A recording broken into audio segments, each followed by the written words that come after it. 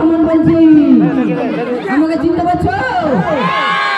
আচ্ছা সিকিউরিটি করে আল্লাহ গো, তুমি একজনকে পাঠাও আল্লাহ আমার মেয়েটাকে চিকিৎসা করার জন্য। আল্লাহ 10 মাস ধরে আমার মেয়েটা বিছানায় পড়ে আছে, আল্লাহ তুমি একজনকে পাঠাও।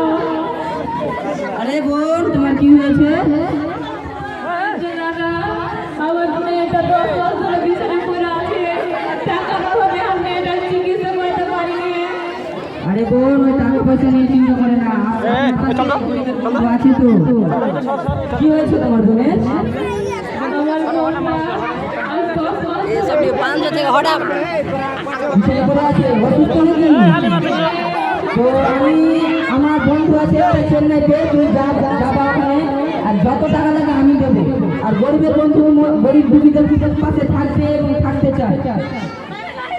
তো তোমার বোনকে ভালো করার জন্য আমি এখানে আছে, ধরে নাও 1100 টাকা আছে, এটি নাও, আর আমি তোমার ফোন পে 49,000 টাকা মেরে দিচ্ছি। ঠিক আছে। ঠিক আছে, বলছি কি তোরা ভালোভাবে থাকো, হ্যাঁ?